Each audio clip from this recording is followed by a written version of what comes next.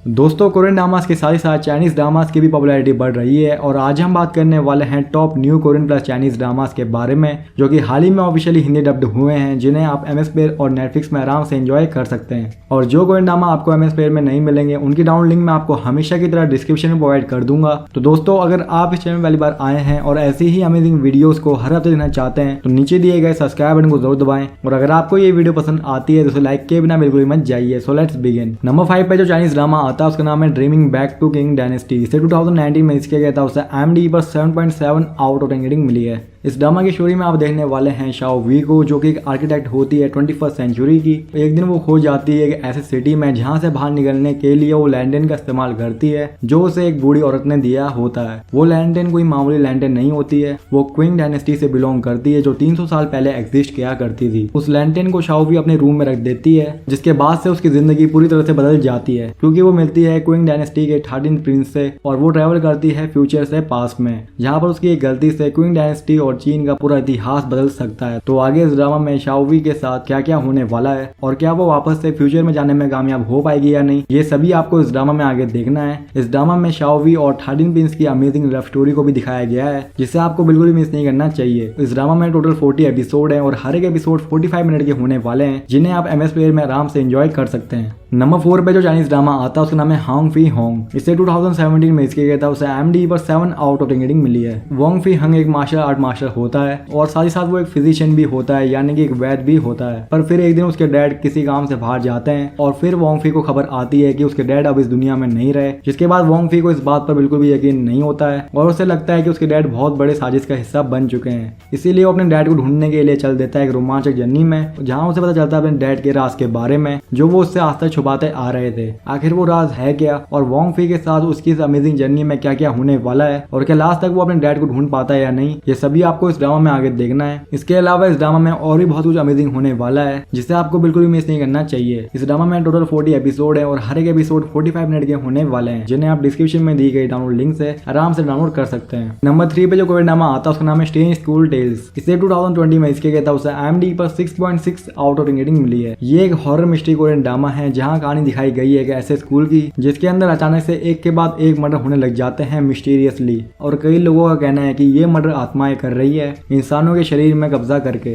फिर आप देखेंगे 3 दोस्तों को जो पहले से स्कूल में ही पढ़ा करते थे। उनमें से एक पुलिस ऑफिसर है, तो कोई स्कूल का टीचर है, तो कोई प्रीस्ट बन चुका है। और इस बार वो तीनों कई सालों बाद फिर मिलते हैं ताकि वो इस स्कूल में हो रही इन घटनाओं को रोक सके और इसके पीछे की सच्चाई के बारे में जान सके। तो क्या लास्ट तक वो सभी एक साथ मिलकर इन घटनाओं को रोक पाते हैं या नहीं, और उस बीच उनके साथ क्या क्या होता है, ये सभी आपको इस ड्रामा में आगे देखना है। ये ड्रामा एक मिनी सीरीज की तरह लॉन्च हुआ है, जिसकी वजह से इसके सीजन 1, सीजन 2, सीजन 3 तीनों में टोटल 12 एपिसोड है और हर एक एपिसोड 25 से 30 मिनट के होने वाले हैं, जिन्हें आप एमएस प्लेयर में आराम से एंजॉय कर सकते हैं। नंबर 2 पे जो कोरियन ड्रामा आता है उसका नाम है मूव टू हेवन। इसे 2021 में किया गया था। उसे IMDb पर 9.1 आउट ऑफ 10 रेटिंग मिली है। इस ड्रामा में आप देखने वाले हैं गुरु और उसके फादर को, जो कि एक साथ काम करते हैं ट्रॉमा क्लीनिंग एजेंसी में, जिसका नाम है move to heaven. Trauma cleaners वो होते हैं जो किसी के डेथ होने के बाद उनके घर जाकर उनके रूम को साफ करते हैं और उनका जरूरी सामान उनके घर वालों या उनके रिश्तेदार को देते हैं। पर अब गुरु के फादर की भी डेथ हो जाती है और गुरु एक स्पेशल बच्चा होता है, यानी कि उसे एस्पर्गर सिंड्रोम होता है, जिसकी वजह से उसे घर पर अकेला नहीं रखा जा सकता है।